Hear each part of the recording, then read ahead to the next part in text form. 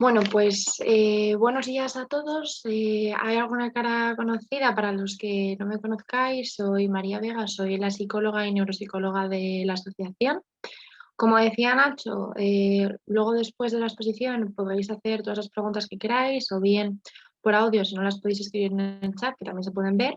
Y si no, yo os voy a dejar mi email por si alguien tiene alguna pregunta o igualmente los grupos de la asociación os pueden pasar fácilmente mi teléfono por si alguien tiene alguna duda. Es una exposición un poco más larga para los que hayáis visto alguna mía que de costumbre. Pues bueno, si alguno tiene alguna pregunta y cree que se le puede olvidar, pues la podéis escribir en el chat y ya yo luego las leo y las contestamos. Voy a esperar para que podáis ver mi pantalla.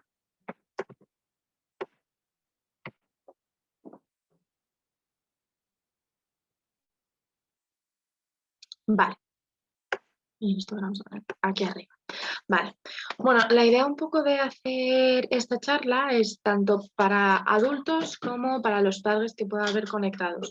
En un principio, hay muchas personas de la asociación que se están planteando el tema de solicitar un reconocimiento de su nivel de discapacidad o en el caso de los niños, que bueno, que también se pueda valorar ese nivel de discapacidad. Entonces, en esta charla donde se os va a explicar un poco el proceso a seguir y en qué consiste. Es verdad que vais a encontrar algunas fotos de las páginas web en las que hay que solicitar esta valoración. La gran mayoría van a ser de la Comunidad de Madrid, pero también he buscado un poco, como somos de muchos sitios, de la Junta de Andalucía para que veáis un poco cómo es la página web y cómo funciona, ¿vale? Para empezar, el reconocimiento de la discapacidad no se hace a través de la seguridad social. En ningún momento el médico nos va a derivar para ese reconocimiento del nivel de discapacidad, sino que nosotros tenemos que solicitar voluntariamente esos reconocimientos en los centros base. Los centros base están por toda España y hay cada uno por cada distrito de la ciudad y se encargan tanto de la valoración del nivel de discapacidad como de informaros si tenéis cualquier duda sobre el proceso, como también llevan a cabo intervenciones puntuales. En estos centros vais a encontrar que hay logopedas, psicólogos, fisioterapeutas, que para las personas que se les reconoce un nivel de discapacidad y se considera que necesitan ayuda, se les puede brindar esa ayuda. Como todo es un recurso público, ¿vale? Por lo que en mi caso esas ayudas se conceden, pero a lo mejor se conceden muy tarde. Y entonces hay un tiempo en el que esa persona no recibe esas ayudas por la parte de la seguridad social. El grado de discapacidad se puede determinar en función de algo físico, como pueden ser las características más físicas de ese caso, por ejemplo, el tema de las inyecciones de testosterona, que es algo más orgánico, por algo sensorial, las personas que conocemos que pueden estar ciegas o sordas, por algo intelectual, como puede ser el rendimiento cognitivo, que ya hemos hablado alguna vez, que las personas con SK tienen algunas dificultades, o mental, como pues una persona con una depresión o con ansiedad que le resulte muy incapacitante. El nivel de discapacidad no se reconoce en si tienes discapacidad o no, sino que se reconoce en función de un porcentaje. Ese porcentaje tiene que ser igual o superior al 33%. Y a nosotros nos pueden reconocer un nivel de discapacidad, pero que puede ser permanente o que puede ser transitorio. Una persona que se queda parapléjica obviamente va a ser permanente, pero a lo mejor una persona que ha sufrido un accidente de coche en ese mismo momento es algo transitorio, pero si va a rehabilitación, si hace las operaciones que tiene que hacer, puede mejorar y ese nivel de discapacidad disminuir hasta que no haya ninguna discapacidad que reconocer. El reconocimiento, la valoración del nivel de discapacidad se puede realizar en cualquier momento. No pasa nada si yo la hago con 30 años, si la hago con 50, como si se la hago a mi hijo con 12 o espero a que mi hijo tenga 20 años. No hay ningún problema. Sí que existe lo que os decía, que pueden pasar dos cosas. Que se reconozca un grado definitivo y en ese caso podemos volver a pedir una valoración pasados unos años, pues porque la persona empeore o porque sus circunstancias empeoren. Por ejemplo, una persona con síndrome de Down tiene un grado de discapacidad definitivo, pero a lo mejor vivía con sus padres, por lo que bueno, pues no era tan dependiente, pero ahora se ha quedado solo, entonces es todavía más dependiente, entonces la situación se ha agravado, por lo que habría que poder revalorarlo otra vez porque a lo mejor su nivel de discapacidad aumenta y tiene derecho a más ayudas. Pero también puede pasar lo contrario, que si el grado de discapacidad es transitorio, habrá que volverlo a valorar en la fecha de caducidad, más o menos en estos casos. El tribunal lo que considera es que una persona tiene un nivel de discapacidad, el que sea, y que dentro de 6 meses, es el margen que dan de mejora, hay que volverlo a pasar. A lo mejor dentro de 6 meses el nivel de discapacidad continúa, a lo mejor la persona ha mejorado y ya no tiene acceso a esas ayudas. Los centros base, ¿vale? Esta foto que veis aquí es de la página web de los centros base de la Comunidad de Madrid. En realidad en Google, ¿vale? Lo único que habría que buscar es centro base Comunidad de Madrid, ¿vale? Y aquí, en esta parte de secciones, viene explicado un poco todo el proceso. Yo os lo voy a explicar a través de esta página, ¿vale? Pero esta es los centros base de la Junta de Andalucía. He buscado la Junta de Andalucía como podía haber buscado Cataluña, pero para que veáis un poco cómo son. En un principio, la ventaja que tiene la Junta de Andalucía en relación con la de Madrid es que aquí veis que tienen un folleto sobre cómo funcionan los centros de valoración, ¿vale? Entonces, en ese caso está muy bien porque es un folleto de lectura muy fácil que vienen explicados todos los pasos, ¿vale? Igualmente yo, siguiendo el modelo de la Comunidad de Madrid, os lo voy a explicar y el proceso es exactamente lo mismo en todo el país. Cuando nosotros entramos en la página web de los centros base, una de las primeras cosas que hay que mirar, ¿vale? En la parte de cita previa para registrar la documentación, es donde pone el documento de demarcación de los centros base. Como decía, hay distintos centros base en función del distrito, ¿vale? Por lo que nosotros tenemos que buscar el nuestro, tenemos además su número de teléfono para si tenemos cualquier duda, y este va a ser el centro base nuestro de referencia, donde nos van a realizar la valoración de discapacidad, donde vamos a tener que llevar previamente nuestros informes y donde a lo mejor tenemos esas terapias si nos consideran aptos, ¿vale? Pues lo primero es mirar esto. Si pinchamos en el rojo, se nos va a descargar un documento PDF, que es este, ¿vale? Veis que tiene 4 páginas, cada una tiene los centros base. ¿Cómo hay que buscar nuestro centro base? Nuestro centro base lo buscamos en función de nuestro código postal. En mi caso, mi código postal es el 28030, por lo que mi centro base sería el 7º en la calle Rafael Alberti, en el distrito de Puente de Vallecas. Igualmente aquí vienen, bueno, pues los barrios que no son, o sea, las zonas de fuera de Madrid, pero de la Comunidad de Madrid. Es así, en un principio, como hay que empezar a buscar. Una vez que yo sé mi centro base, lo que tengo que hacer, ¿vale? Es entrar en la opción de más información, donde pone aquí. Cuando nosotros entramos en la página web, nos dice que podemos pedir una cita. Esa cita previa es únicamente para llevar la documentación, como pone aquí. O sea, el proceso se compone de 3 partes. 1, tramito la solicitud online y esos papeles junto con todos mis informes de Gilberto, del endocrino, del cardiólogo, del odontólogo, del psicólogo, todos esos informes los tengo que entregar, ¿vale? Y después de todo eso, lo que tengo que hacer es esperar a que me llamen para una cita para valorar mi discapacidad, entonces tengo que ir al centro base para que me valoren, y después tengo que esperar en casa a que me llegue una carta por correo postal donde se me informe del grado de discapacidad que me han otorgado, ¿vale? Pero, como os decía, el primer paso es tramitar la solicitud online, ¿vale? Por lo que aquí, donde pone las personas que precisan una valoración de discapacidad deben iniciar el trámite correspondiente, si pinchamos en más información, se nos abre esta página web directamente, que ya es para tramitar, ¿vale? Y aquí ya es donde nosotros tenemos que hacer, bueno, pues una solicitud, yo no la puedo realizar, pero es una solicitud en la que nos piden, bueno, pues datos, dirección, patologías que nosotros queremos presentar, y una vez que realizamos la solicitud, la imprimimos, la juntamos con todos nuestros informes y la llevamos a nuestro centro base correspondiente una vez que hemos pedido cita. Todo esto funciona con cita. Y una vez que nosotros entregamos los documentos, es esperar a que nos llamen para la valoración. ¿Cómo funciona la valoración? La valoración o el tribunal médico que se llama, después de haber examinado los papeles que nosotros hemos llevado, nos van a convocar con el tribunal que lo componen 3 personas. Lo compone un médico, un psicólogo y un trabajador social. Ambos 3, junto con los informes de antes, van a valorar si nosotros somos aptos o no para reconocernos un nivel de discapacidad. El juicio que ellos van a hacer, ¿vale? Va a establecer el grado de discapacidad que tenemos. Una cosa muy importante es si tenemos dificultades para utilizar el transporte colectivo, como pueden ser a lo mejor personas con movilidad reducida, y nos van a dar una resolución del grado de discapacidad y en caso que tengamos un grado siempre tiene que ser igual o superior al 33%, nos darán nuestra tarjeta acreditativa del grado de discapacidad. Ahora bien, ¿qué valora el médico, el psicólogo y el trabajador social?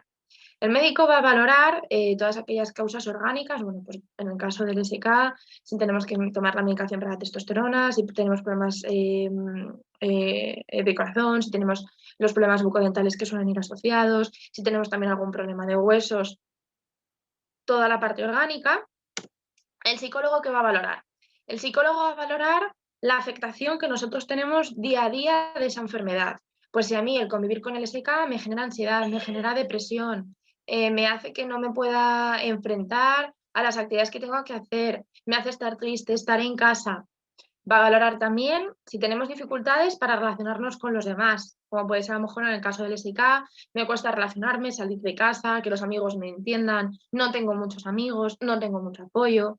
Dificultad en las tareas cotidianas, ¿vale? En la parte más cognitiva, pues por ejemplo, soy muy despistado, no me organizo, presto muy poca atención a las cosas, se me olvidan las cosas, a veces soy muy impulsivo, en el trabajo pues me echan la bronca porque no voy lo suficientemente rápido, ¿vale?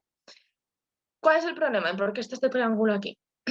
El problema de esto es que con sentido común, la explicación de ahora, muchas veces cuando nosotros vamos al tribunal médico convivimos con esa enfermedad. Entonces, no es como cuando nos la diagnostican en el momento uno y nos damos cuenta de todo lo que supone, sino que llevamos mucho tiempo viviendo con una enfermedad que ya la tenemos normalizada. Si yo llego al tribunal médico con todos mis informes, que pueden estar estupendos, y decir que la enfermedad me afecta mucho, pero yo llego al psicólogo y el psicólogo me pregunta que qué tal lo llevo y yo le digo que estupendamente, el psicólogo va a determinar que vale, que sí, que yo tengo una enfermedad, pero que esa enfermedad no está afectando a mi día a día. Pero si yo llego y le digo, pues mire, tengo miopía y no veo por la calle y también me pasa lo otro y tampoco me apaño, entonces sí que van a atender más a que a nosotros eso nos afecta en el día a día, ¿vale? ¿Esto qué quiere decir? No se trata de que nosotros cuando lleguemos exageremos lo que nos pasa, pero que sí que nos pongamos en situación de decir, vale, yo vivo con esto día a día, soy capaz de salir adelante, soy capaz de intentar tener una vida lo más normal posible, pero se trata que la valoración con el psicólogo yo le muestre en qué cosas me afecta. Las iré mejor o peor, pero en todas las cosas en las que me afecta. Esto es lo que valora el psicólogo. Lo que valora el trabajador social, ¿vale? Es el apoyo familiar, el apoyo que tengo en casa, si soy dependiente o independiente y el apoyo económico, ¿vale? El trabajador social, en el caso de un niño, tiene más apoyo, pero en el caso de un adulto nos va a preguntar si contamos con el apoyo de nuestra familia nos da de lado, si tenemos un grupo de amigos o también estamos solos, si en el domicilio estamos solos o vivimos con alguien, si somos dependientes económicamente, si somos dependientes para a lo mejor realizar las gestiones del banco porque no nos apañamos, si somos dependientes para el control de la medicación. Y si económicamente somos independientes también o necesitamos la ayuda de nuestro entorno, porque todo eso, al fin y al cabo, implica más grado de dependencia. Con respecto al tema de los informes y de la documentación que hay que presentar, haciendo un breve apunte. Nosotros tendremos que presentar todos nuestros informes médicos, ¿vale?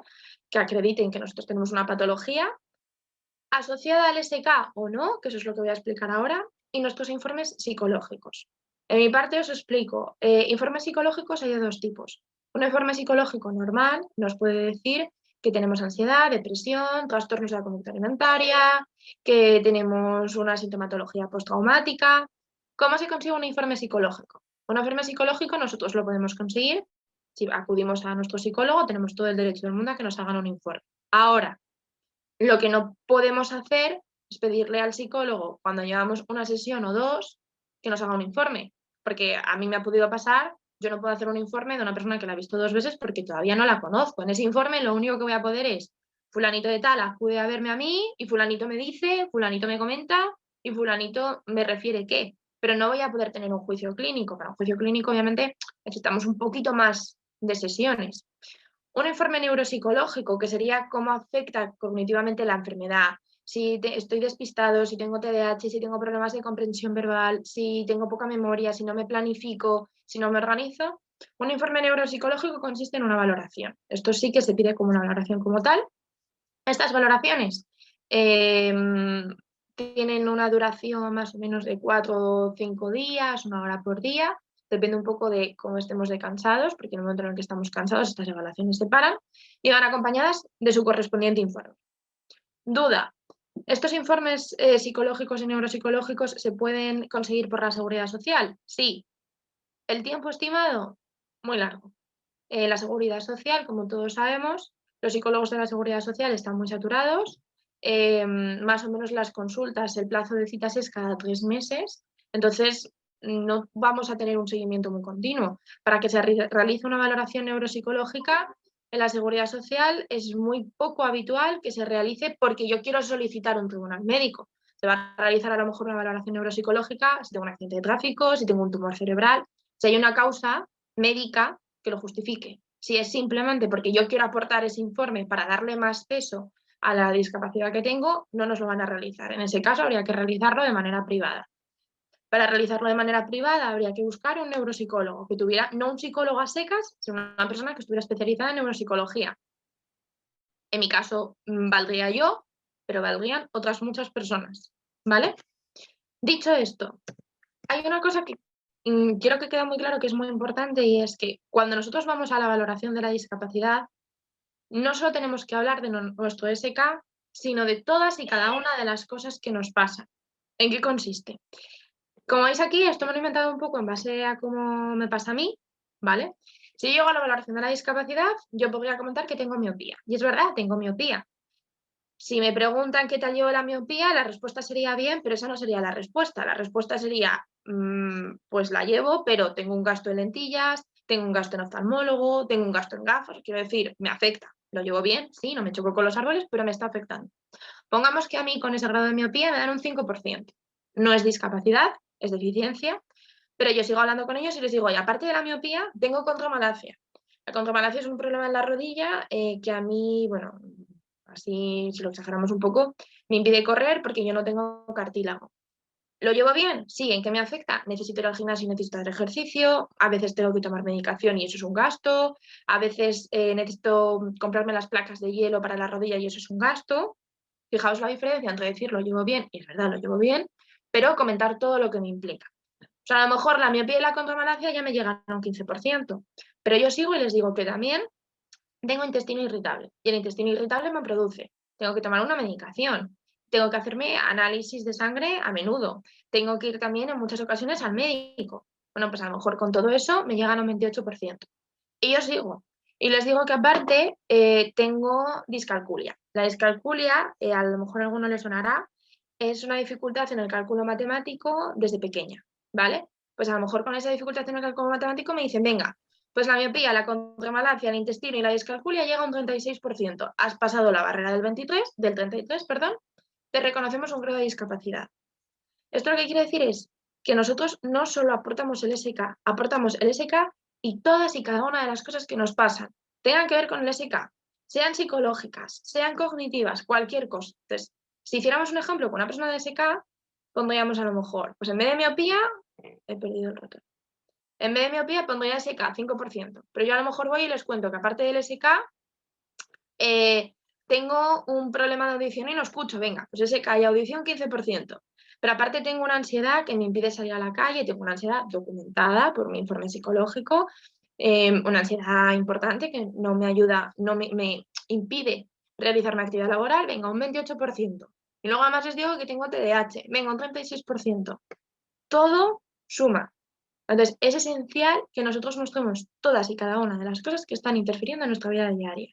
Es verdad que con el SK tienen relación, porque el SK solo no sumaría, es problemas de cardiología, urología, tratamiento de testosterona, odontología, TDAH que va asociado a ansiedad, depresión, todo eso nos puede llegar a sumar.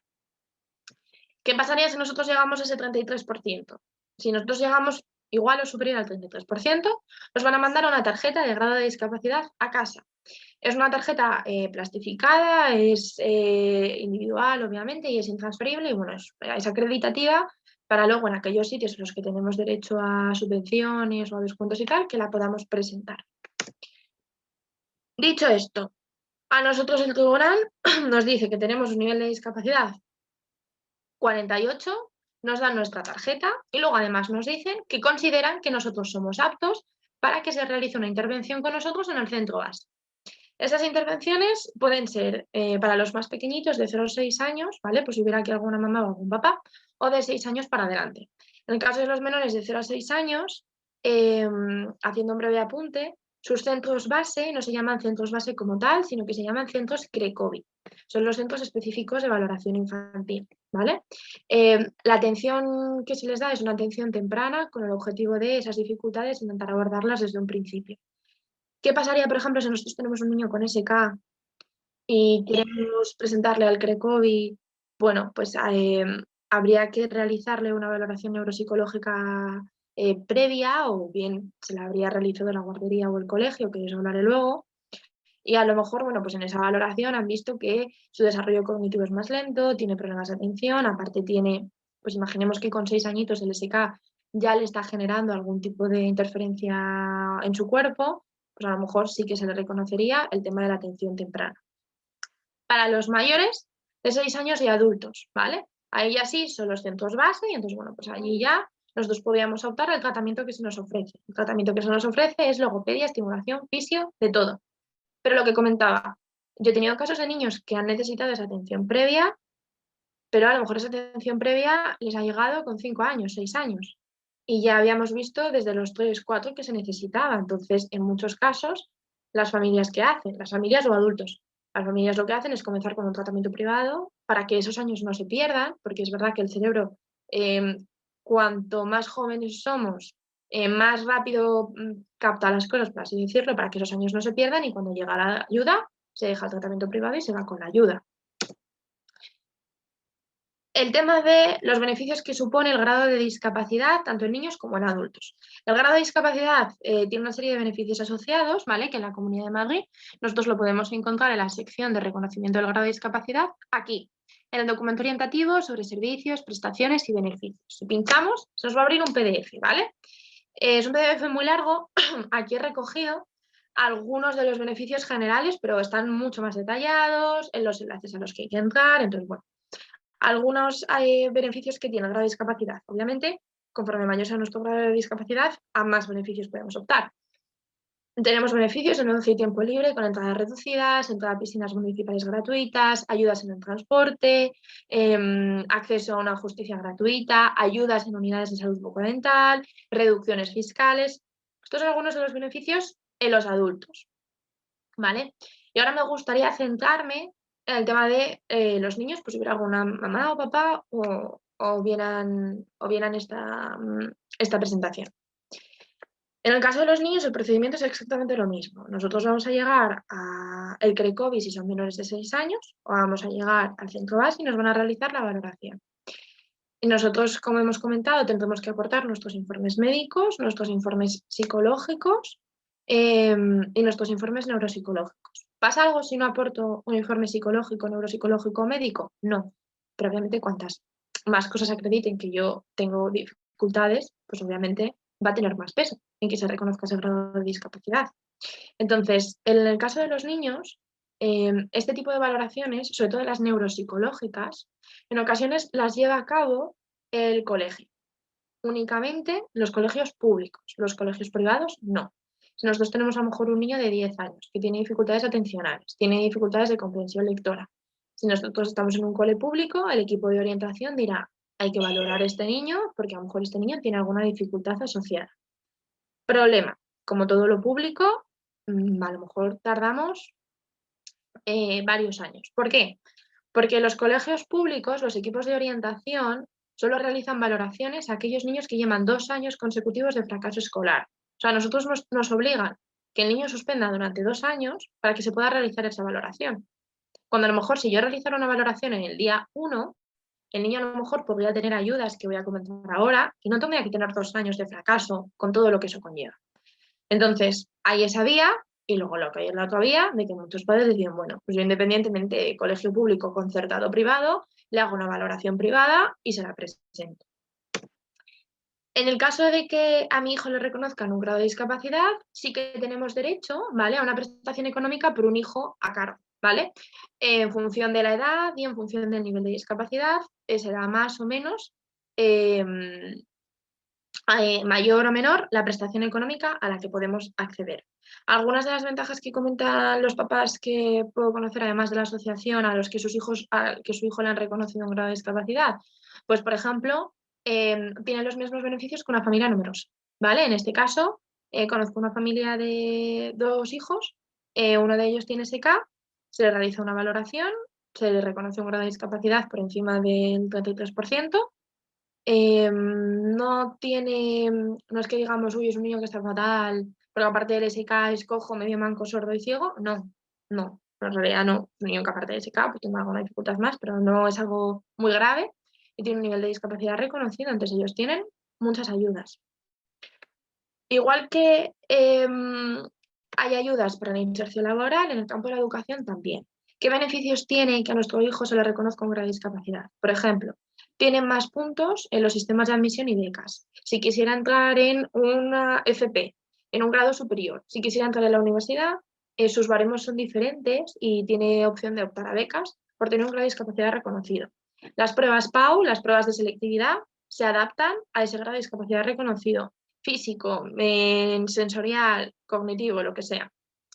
Están exentos de pagar tasas universitarias en universidades públicas. Solo pagarían los gastos de secretaría, pero no pagarían la matrícula. Tienen la opción de un acompañamiento al finalizar la etapa educativa, pues igual que tenemos de inserción laboral, bueno, pues de orientación un poco, de cómo se van a poder ir adaptando de dejar el colegio o el instituto a entrar en el mundo laboral. Y esto, que es de lo más importante, que son ayudas directas, de necesidades específicas de apoyo educativo. ¿Estas ayudas en qué consisten? Estas ayudas se solicitan vía online, ¿vale? Se solicitan normalmente, como podéis ver, estas son las de este año, desde agosto hasta septiembre, ¿vale? Estas ayudas este es el PDF que vais a ver, estas ayudas solo se pueden reconocer, ¿vale? Cuando el menor tiene un grado de discapacidad del 33%, es decir, ha pasado todo el proceso del que venimos hablando, o bien, tiene un certificado de un equipo de valoración o orientación, ¿vale? Un equipo de orientación escolar, psicopedagógico, en el que han determinado que el menor tiene un trastorno grave de conducta, de comunicación o cognitivo. Es decir, podemos realizar todo el proceso de nivel de discapacidad, optar a todas las ayudas que tenemos y encima poder optar a estas necesidades educativas específicas, o bien nos saltamos todo lo anterior, esperamos a que el colegio lo valore después de 2 años de fracaso escolar y cuando le toque, y optar a esto. ¿Qué beneficios tiene esto? Esto tiene muchos beneficios. Estas son todas las clases de ayudas que podéis ver, ¿vale? Una de las más importantes, o de las que yo más os puedo comentar, son estas de aquí abajo. La reeducación pedagógica o del lenguaje. Cuando yo tengo un menor que tiene un grado de discapacidad, como puede ser el caso que os comentaba, solicitan estas ayudas con su grado de discapacidad reconocido.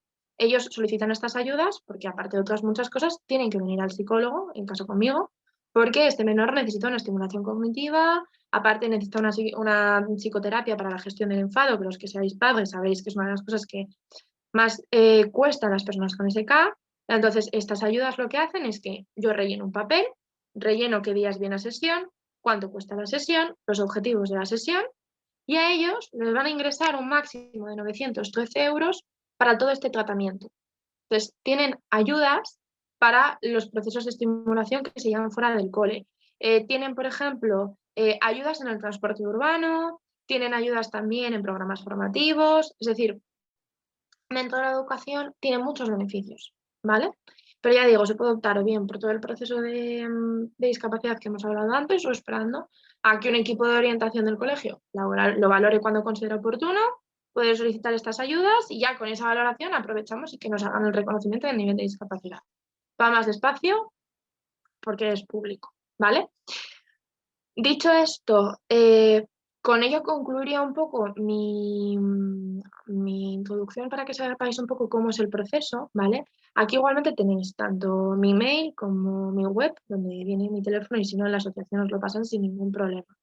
Cualquier duda de cómo es el proceso, cualquier duda de cómo funcionan las valoraciones neuropsicológicas, cualquier duda de los informes psicológicos, o bien de simplemente trastear por la web, de que a lo mejor os cueste más encontrar los documentos, bueno, pues me podéis escribir, porque tanto el folleto de la Junta de Andalucía que os comentaba antes, o de los centros base, o de las ayudas, yo ya los tengo. Entonces, si alguien tiene alguna duda, que me escriba sin ningún problema, ¿vale? Pues yo ahora voy a dejar de compartir pantalla. Voy a mirar el chat antes de nada. Vale. Vale, comentando un poco lo que comentaba Jessica, sí, el Cracovia es un centro base, ¿vale? Es lo que os comentaba, son los centros base para los menores de 6 años. Si ya tienen más de 6 años, hay que buscar su centro base como tal, ¿vale? Los Cracovia son principalmente de valoración infantil, ¿vale? Entonces, bueno, yo ahora, si alguien tiene alguna duda y quiere conectarse simplemente por audio o si quiere que se le vea o si no podéis preguntar por chat sin ningún problema. En el caso de observar retos en desarrollo psicomotriz, ¿quién puede mirarlo? Depende un poco de que estemos hablando de desarrollo psicomotriz. Si estamos hablando de dificultades, por ejemplo, en agarrar, grafomotriz, por ejemplo, de agarrar el lápiz, de agarrar cosas con la mano, por ejemplo, de estabilidad postural, pues que sea un niño que pierde el equilibrio, que se cae en ocasiones, que no conoce bien, por ejemplo, sus partes del cuerpo, las partes del dedo o los dedos, en un principio de en función se podría valorar desde neuropsicología o habría que mirar un poco en qué aspectos son las que va más retrasado para buscar otro profesional. Si quieres, Jessica, como tienes mi email, ¿vale? Yo lo que te diría es, si quieres mandarme un email, me cuentas un poco en qué habéis visto vosotros el desarrollo motriz y os puedo decir un poco si correspondería más a un neuropsicólogo o quién lo podría hacer, ¿vale? Germán, tú que comentabas por el chat que tenías una pregunta, dime. Mira, yo en mi caso he pedido la minusvalía un par de veces. Lo que pasa, bueno, la primera vez fue solo con el temblor, eso fue en 2015. La segunda vez ya sabía la SK, pero no sabía qué la importancia del informe psicológico. De hecho, no me lo quisieron hacer. Bueno, al final fue un poco desastre. En ese caso no me valoraron porque me pilló el COVID y el tribunal no se reunió, pero yo no fui.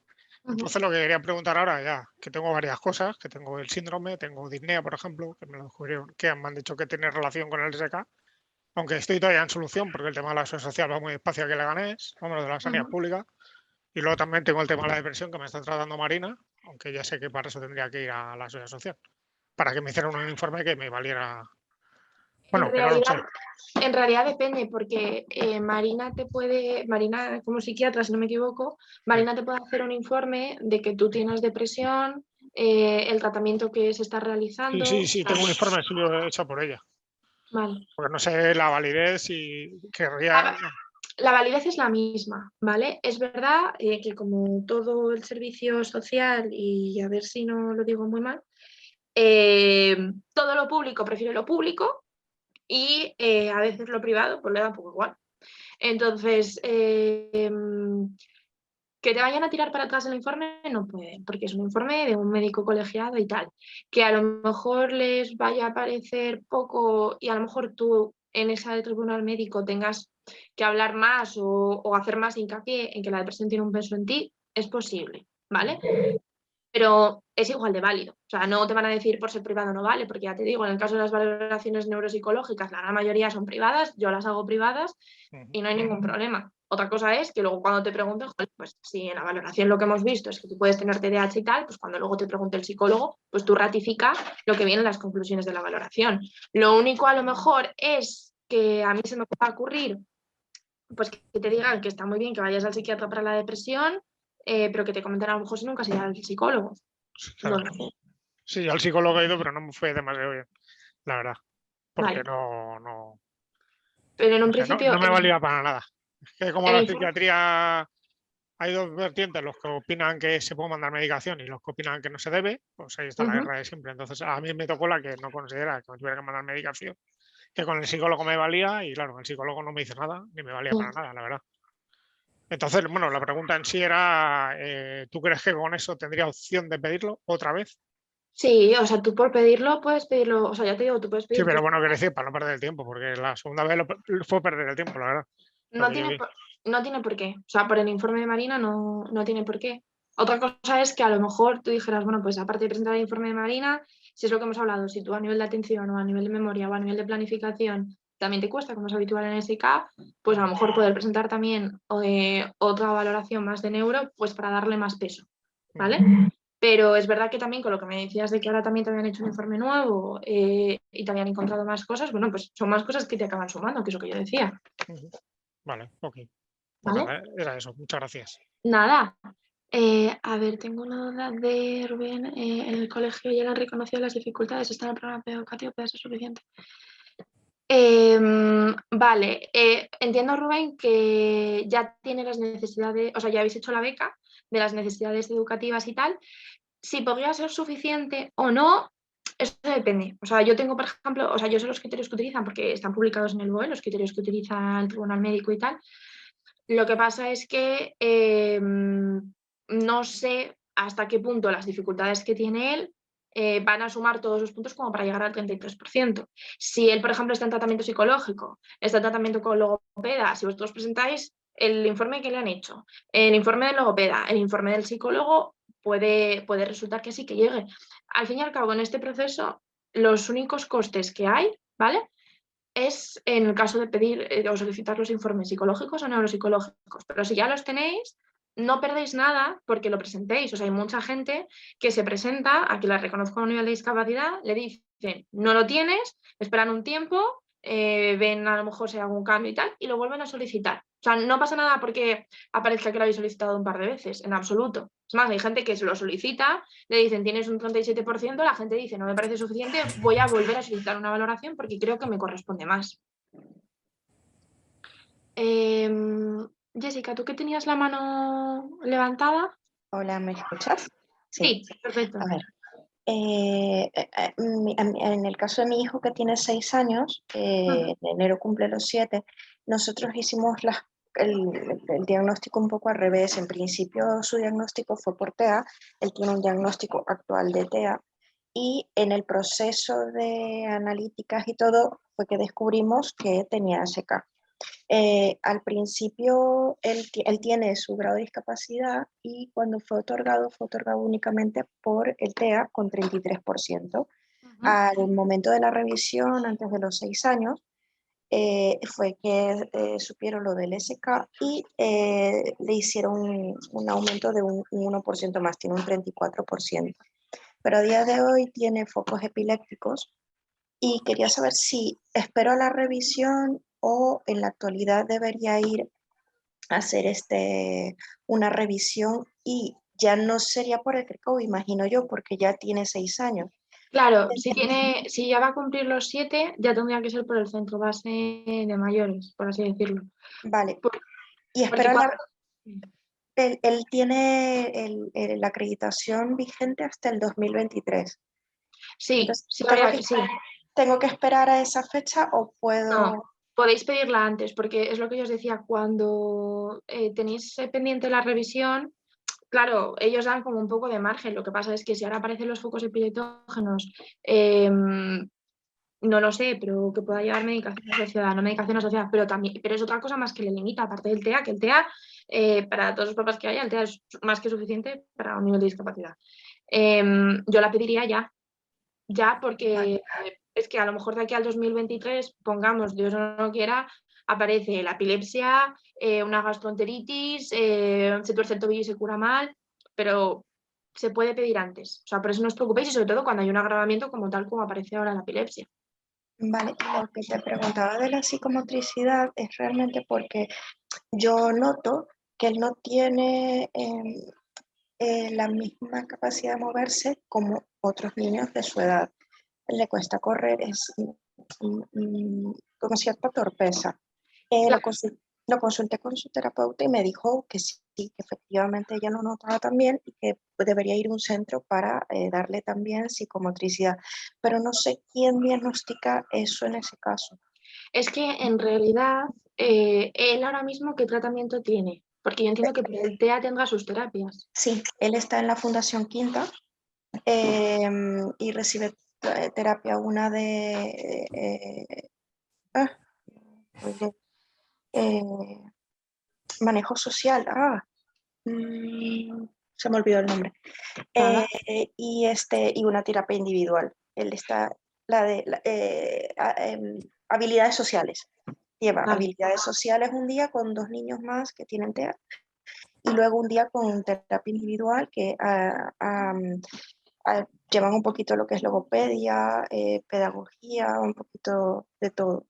¿Y él ahora mismo va a un cole especial? Ordinario o va a un cole ordinario con apoyos. Vale. No va a una Entonces, TEA. claro, entonces no estamos, o sea, no es un niño con un TEA muy, No, muy, muy incapacitante. Vale. no. Porque a vosotros os han dicho que es TEA o es Asperger. No nos han todavía dado un diagnóstico porque a los 6 años debería haber habido como una reevaluación y no la ha habido. No sé tampoco a quién pedirla o quién me la ofrece mm, No sé si en la fundación a lo mejor podéis consultar, porque la primera valoración, ¿dónde se la realizaron? La valoración, el diagnóstico siempre se lo daba al neurólogo. Vale, pero el neurólogo le ha llegado a hacer más pruebas. No. Es que claro, En no nos... principio, el diagnóstico inicial lo dio la neurólogo para el privado. Y Y la luego neuróloga... pasó a ser atendido por la Seguridad Social en La Paz. El diagnóstico de la neurólogo inicial fue seguido por el neurólogo de la Seguridad Social. Y bueno, por él ha sido el que le ha atendido todas estas cosas de los focos epilépticos y tal. Yo, a ver, yo sí veo rasgos dentro de todo lo que me he metido en el mundo del autismo, sí veo rasgos de TEA, pero claro, al escuchar a las personas decir cosas en la asociación, me cuadra también mucho con lo que es el SK en sí, tal vez un poquito más en la parte social y del habla, porque él tenía muchos problemas del habla, él no habló hasta los 3 años. Sí, perdón. No, nada, nada. Claro, es que no lo sé y no lo he visto, pero no le conozco. Es verdad que los niños con autismo, o sea, al fin y al cabo hay distintos grados de autismo. Entonces, nosotros hablamos de un autismo de alta funcionalidad, por así decirlo, cuando son menores que son capaces de seguir una clase habitual, tienen un CI más o menos, un nivel de inteligencia más o menos en la media. Y es verdad que en el caso de los niños con alto funcionamiento, que son los que antes se llamaban niños con Asperger, suelen tener una manera de correr torpe. Suelen ser niños torpes, no son niños muy habilidosos a nivel físico. Entonces, es verdad que es algo que va más propio en ellos eh, como tal por el tema del TEA. Pero eso es por lo que yo preguntaba si le habían llegado a hacer una valoración de neuro, pero de neuro a nivel cognitivo y tal, que es donde más se puede ver si es un niño con un autismo grave, o si estamos hablando de un niño, pues a lo mejor que pueda tener Asperger. El tema de que se haga tratamiento con ellos por la parte psicomotriz, pues ahora mismo no te sé decir si se llega a hacer una intervención. Sé que se hacen intervenciones a nivel cognitivo, a nivel psicológico, como puede ser con el tema de las habilidades sociales, pero a nivel de una fisioterapeuta o una terapeuta ocupacional que trabaje un poco sus habilidades motoras, no te sé decir. Sí que conozco un centro, ¿vale? Que está en Madrid, que atienden principalmente a niños con autismo. Entonces, lo que podría mirar un poco es si ellos también trabajan esa parte más motriz. El tema de la valoración que le vuelvan a revalorar, en un principio entiendo que es La Paz la que le tiene que hacer. Yo, por ejemplo, cuando he trabajado en el Gregorio Marañón, es el propio hospital los que le vuelven a valorar. Lo único es eso, es que si le han llegado a pasar pruebas, o ha sido un poco más el criterio del neurólogo de que tiene TIA. Pruebas específicas de TEA no se le han vuelto a pasar. Aparte de la reevaluación del equipo de atención temprana para pasar de educación infantil a primaria, en donde notaron, porque a mí me preocupaba mucho que el paso de educación infantil a primaria perdiera las ayudas. Ujú. Es un niño que ha evolucionado, pero muchísimo, desde el punto de vista pedagógico, muchísimo, pero tiene sus carencias que se ven al detalle, no se ven a simple vista. Eh, eh, Problemas en el lenguaje, problemas en la atención, tiene muchísimos problemas de atención, cuesta bastante. Yo creo que nosotros como familia hemos logrado hacer un equipo bastante bueno como para lograr todo lo que hemos conseguido, pero claro, si no recibía esos apoyos en el colegio, yo tenía un retroceso de todo lo logrado.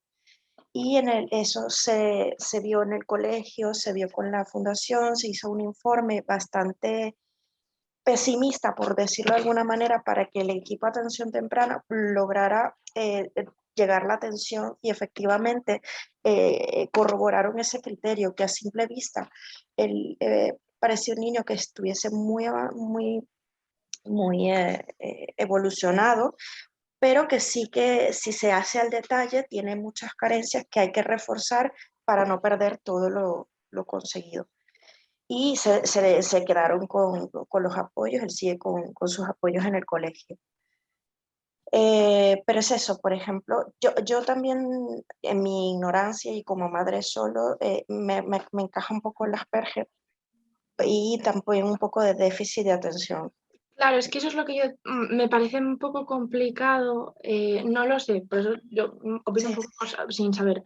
Me parece un poco complicado de qué manera le estarán valorando, que por eso digo que no lo sé, porque a lo mejor no es tanto un niño con TEA, TEA de toda la vida de Dios, Sí, el autismo clásico, sí. sino más un niño con Asperger al que se le han sumado las dificultades con SK. Entonces, obviamente, es un niño con Asperger que va a tener más dificultades. Normalmente los niños con Asperger que yo, por ejemplo, he tenido en consulta no tienen dificultades de atención. Lo que pasa es que a lo mejor aquí se nos ha juntado el Asperger con el SK. Entonces, a lo mejor eso junto puede hacer que su desarrollo vaya más despacito y parezca más TEA, pero a lo mejor las ayudas que debería de tener pueden ser distintas.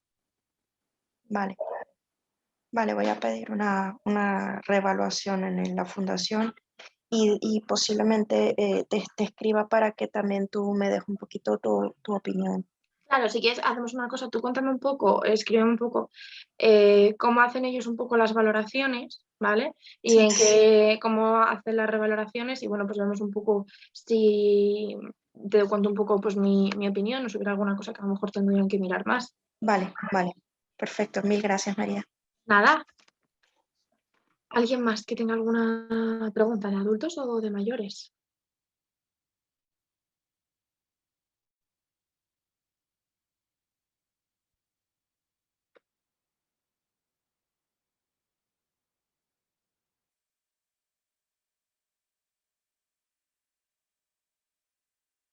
Dime, José Luis. Espera, que te tengo que quitar yo el micro. Uy, espera. A ver, si tengo que quitártelo yo.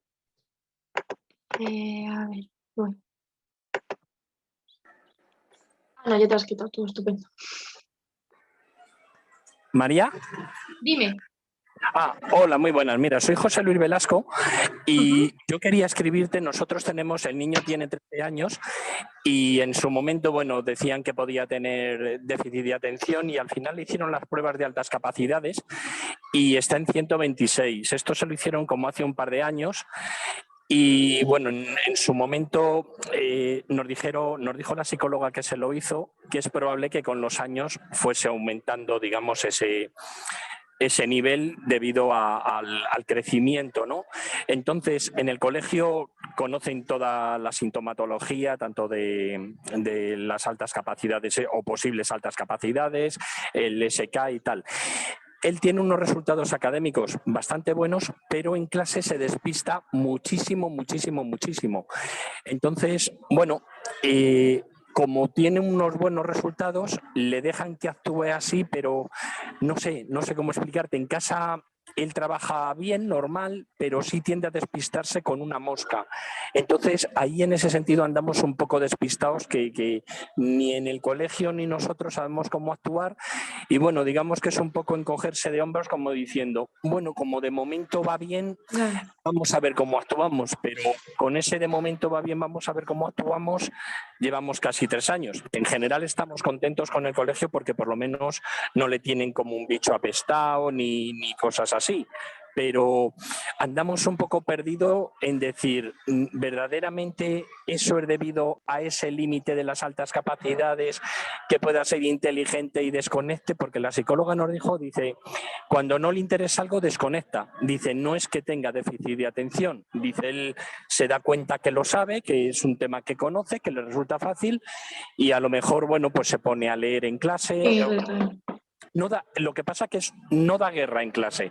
A lo mejor se pone a hacer papiroflexia o se pone a escribir poesías. Entonces, él sí se entera de las explicaciones, pero sí hay compañeros a lo mejor que se despistan. Y ya te digo, andamos un poco, tanto el colegio como nosotros, decir, ¿qué decisión tomar? Tú le explicas a él, atiende, pero bueno, ya sabes. Claro, eso es prácticamente el principal motivo por el que vienen a consulta los padres de niños con altas capacidades es ese. La sospecha de si el niño tiene TDAH o el niño no tiene TDAH y lo que tiene es un nivel de inteligencia muy alto y se desconecta.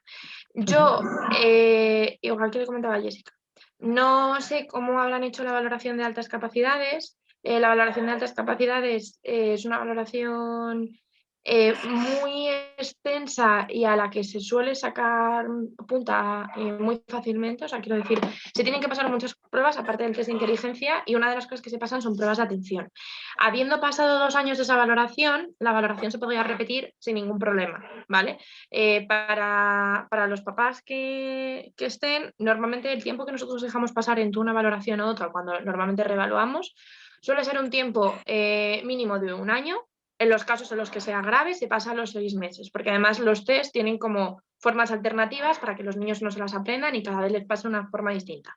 Aprovechando esto, para una pregunta que hay en el chat, José Luis, sobre a partir de qué edad se pueden pasar los test neuropsicológicos, nosotros evaluamos a los niños prácticamente desde los 3 años. Desde los 3 años tenemos pruebas para valorar el nivel de desarrollo. Es verdad que no puedo valorar TDAH a un niño de 3 años, porque el TDAH se diagnostica mínimo a partir de los 7, pero por ejemplo en consultas sí les vamos haciendo un seguimiento. Yo tengo menores de 5 años que tienen dificultades de atención y dificultades de hiperactividad.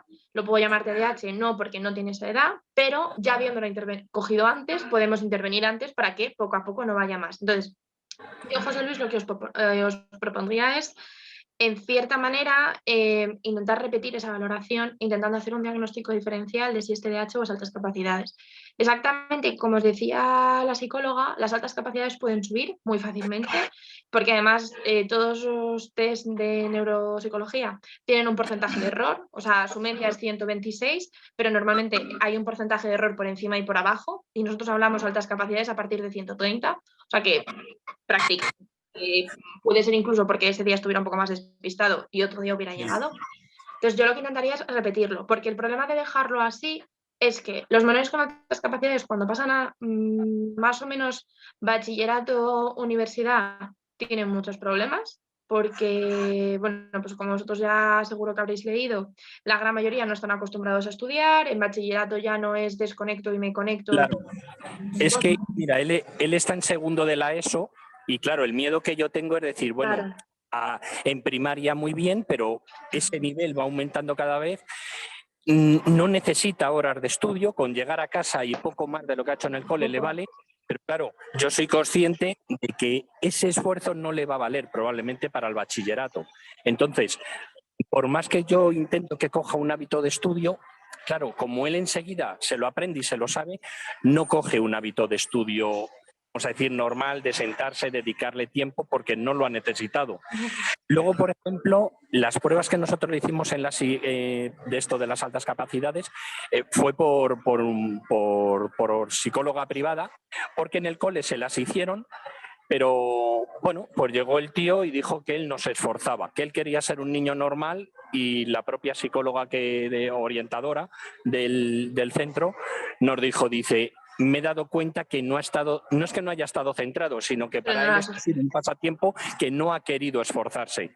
Entonces, claro, ella misma nos dijo, dice, yo soy consciente completamente de que él podía haber hecho mucho más, pero no sé cómo decirte, claro, tampoco es cuestión de ponerle un puñal en el pecho. Nosotros habíamos pensado, a lo mejor, como este año empieza segundo y se las hicieron en sexto de primaria, pues a lo mejor esperar al año que viene, que ya es un poquito más adulto o más mayorcito y entiende mejor, porque ahora con 13 años, no mi hijo, yo creo que en general todos tienen la cabeza para llevar el sombrero, les explican las cosas y no son conscientes de lo que verdaderamente supone el conocer un diagnóstico, ya sea de TDAH o de lo que sea, ¿no?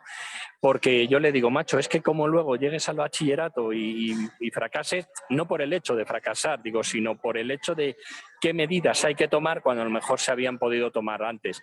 Entonces, esperar a lo mejor un año. Yo, si quieres, te voy a escribir también, te envío el informe que tengo.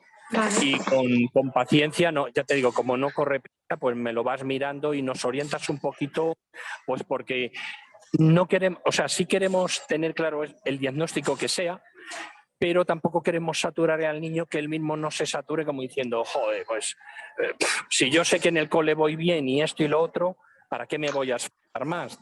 Claro, lo que pasa es que el beneficio que tendría el poder evaluar cualquiera de los dos, por si saliera por TDAH como si saliera por altas capacidades, se van a producir cambios que van a ajustar un poco su rendimiento. Claro. Por TDAH se puede trabajar ese nivel atencional con la estimulación cognitiva. Si es por altas capacidades, a partir de un 130 el colegio está obligado a que se realicen adaptaciones metodológicas y adaptaciones curriculares, se le metan en los programas de altas capacidades, es decir, esa estimulación para que el niño no se aburra. ¿Qué pasa?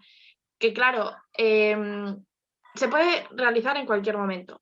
Dejarlo para más adelante porque él no se quiera esforzar, es que eso en sí ya es un problema.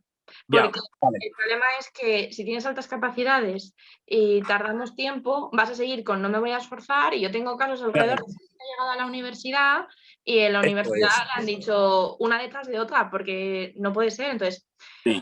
Es verdad, es que a nosotros el hecho de que sea de altas capacidades o no nos da exactamente igual. A mí lo que quiero tener es claro un diagnóstico, lo primero por él y lo segundo por nosotros, de saber cómo actuar.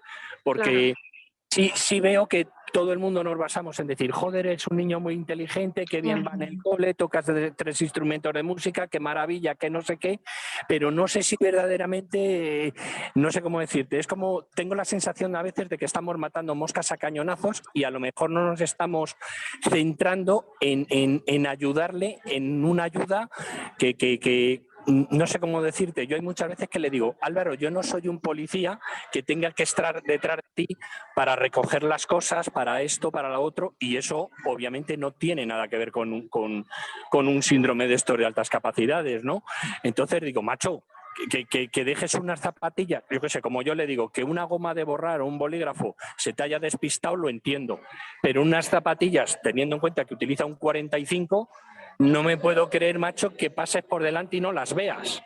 O sea, a lo mejor le dices, ¿dónde tienes las zapatillas? Entras tú al baño, abres la puerta y las ves. Y te dice, joder, no las he visto. Digo, vamos a ver, tío, que te comen, que son enormes.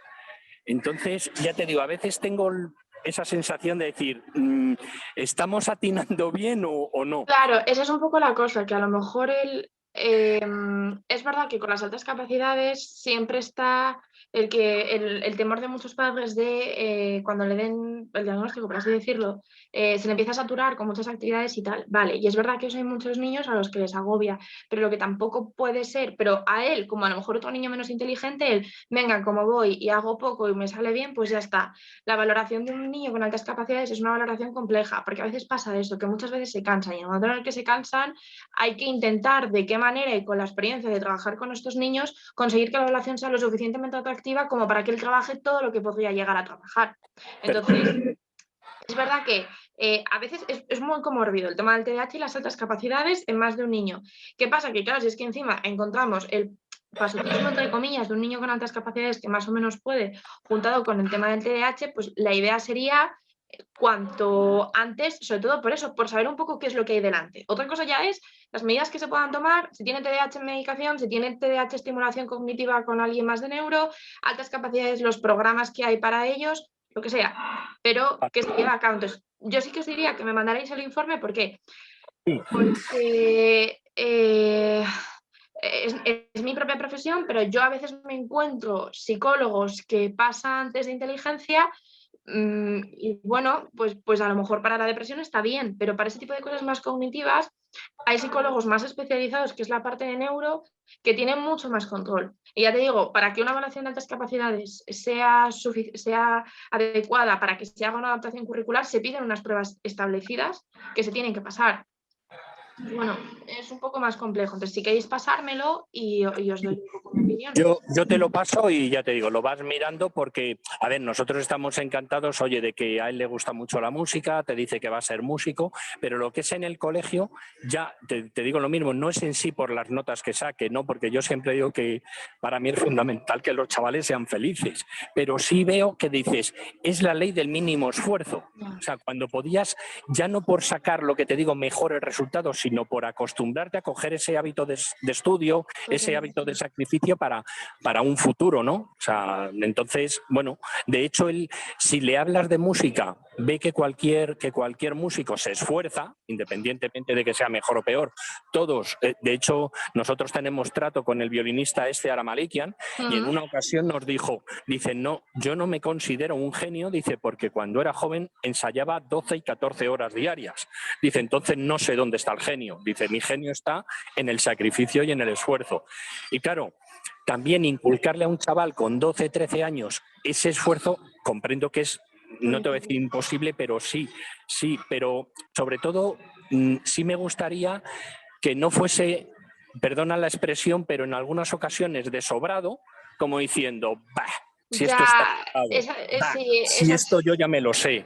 Porque esa suficiencia por un es lado muy característica. Pecas de prepotente, tus compañeros en el cole o incluso los profesores parecen que dices, joder, mira el chulito este, ¿no?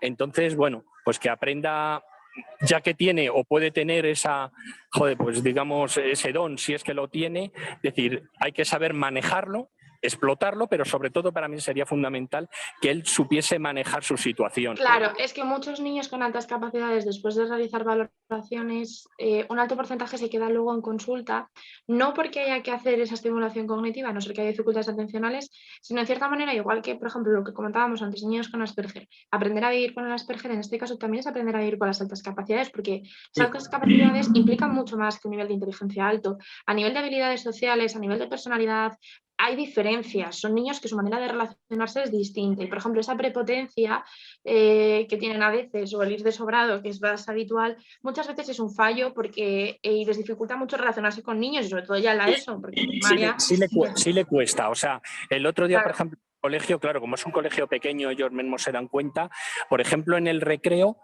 no sé si a alguien más le pasará, son niños que tienen, el mío por lo menos, tiende más a relacionarse con los propios profesores porque le explican cosas, porque le enseñan a jugar al ajedrez, que con los chavales. Y entonces estuvimos hablando, dentro de que él tiene 3 o 4 amiguetes más cercanos, que desconocen los chavales el síndrome y tal, pero sí se entiende bastante bien con ellos, pero huye un poco incluso de ellos porque prefiere estar solo, lo que te digo, escribir poesías, y claro, tampoco queremos que él se cierre en su mundo y que se dé cuenta, joder, que le guste o no, que va a tener que comunicarse con gente pues de todos los calibres, ¿no? Sí, las altas capacidades en consulta tienen una parte muy importante que es la parte de habilidades sociales. Es verdad que él puede encontrar más interesante relacionarse con los profesores. Ahí mi hijo, no sé si será, yo también creo que es por Klinefelter, falla. En alguna ocasión Nacho ha comentado lo que es hablar, digamos, como en segundo sentido. Mi hijo esa no pilla, pero ni una. O sea, mi hijo el otro día, por ejemplo, salía de natación y dice, me ha dicho el profesor que soy un pavo, porque se dedica un poco a hacer el gilipollas de vez en cuando y tal. Y dice, ¿qué significa eso? ¿Que soy como un pavo? Y claro, cuando le dije, no, joder, pues que haces tonterías, que significa que hacer chorradas, que pues esas cosas no las pilla. Eso, por ejemplo, con lo que hablábamos antes, por ejemplo, para Jessica que nos escucha, es una cosa muy habitual en los niños que tienen Asperger, el no entender ese doble sentido de las cosas, pero porque hay un fallo en una cosa que nosotros llamamos teoría de la mente, que es el entender un poco, pues eso, esas dobles intenciones, lo que la gente quiere decir con ese tipo de frases hechas.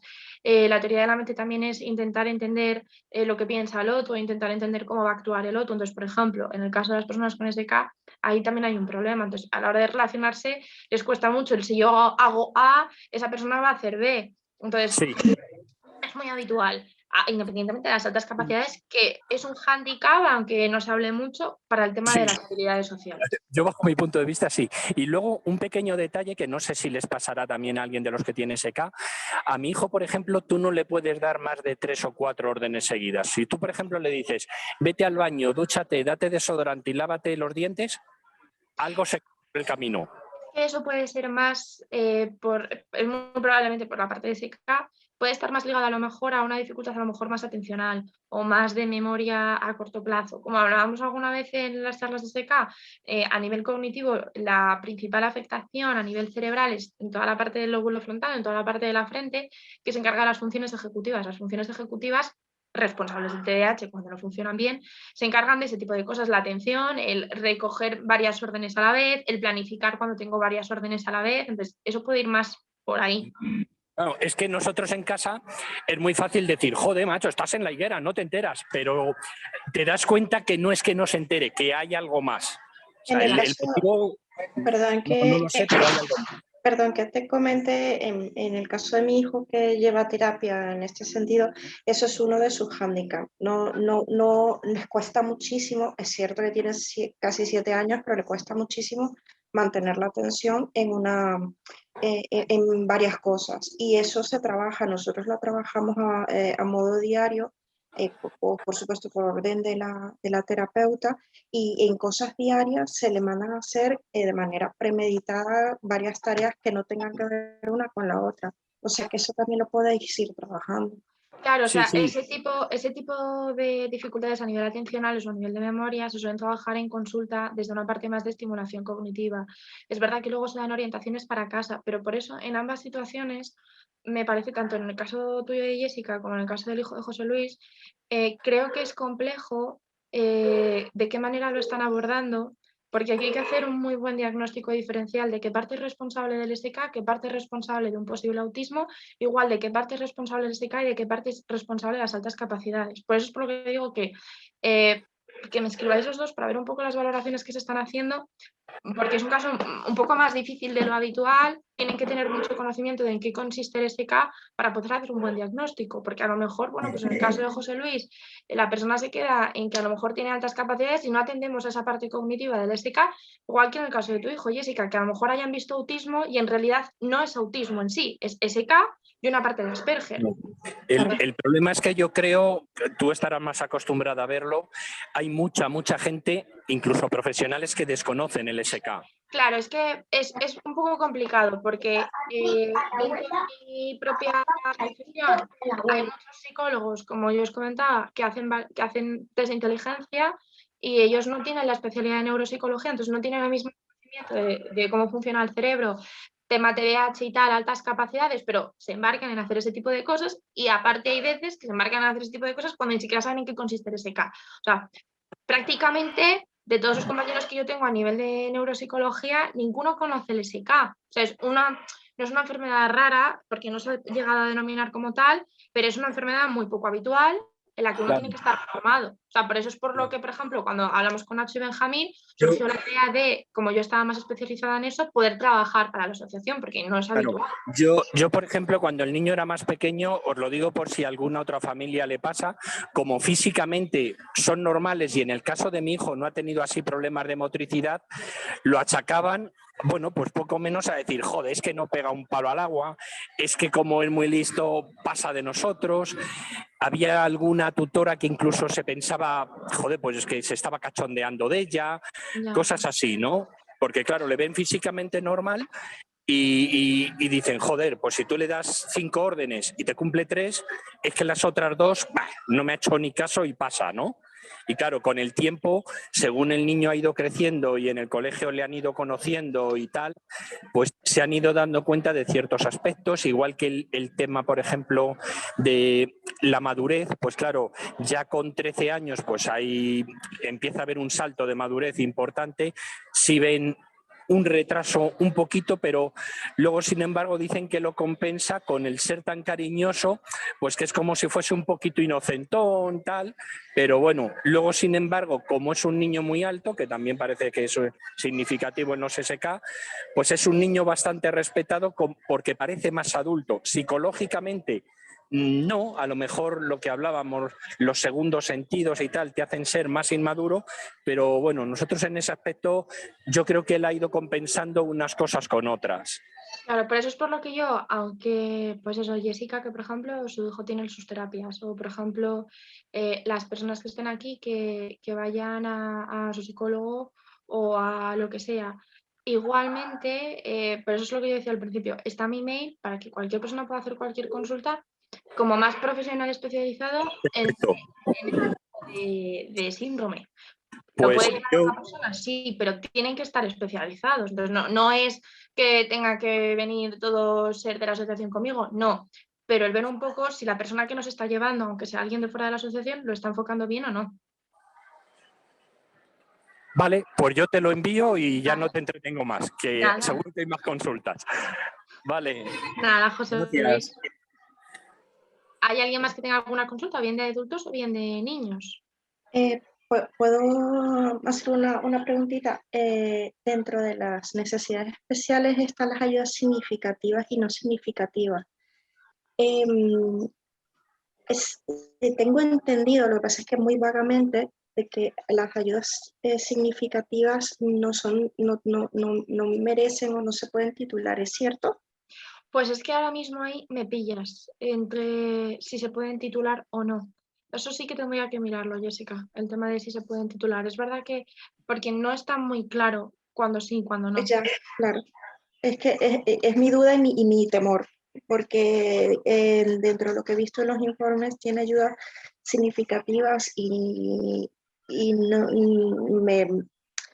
me pesaría mucho que no se pudiera titular porque creo que es un niño muy inteligente que llevando las ayudas y haciendo, dándole los apoyos necesarios, creo que puede lograr muchas cosas.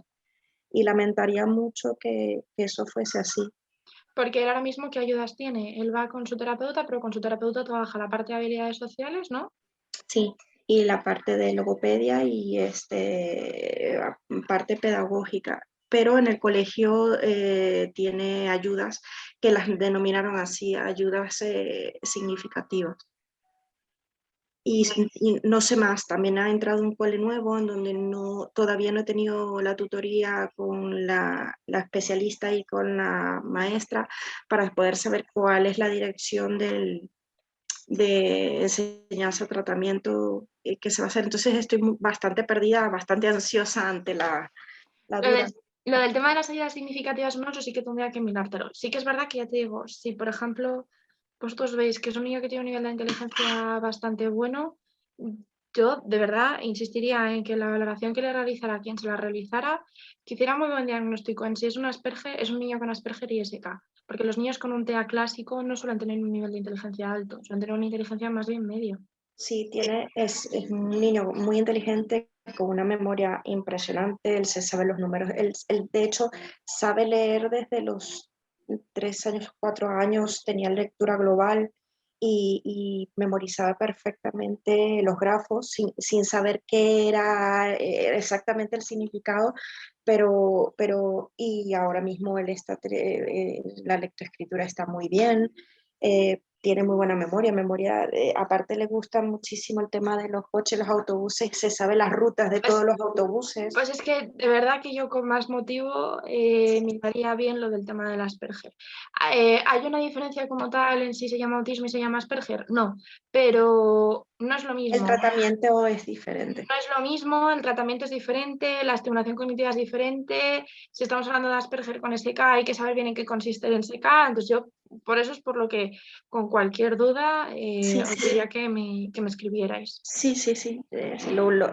Te voy a escribir en más específico. Mil Nada, gracias. nada. ¿Alguien más que tenga alguna duda o bien de los peques o bien de adultos?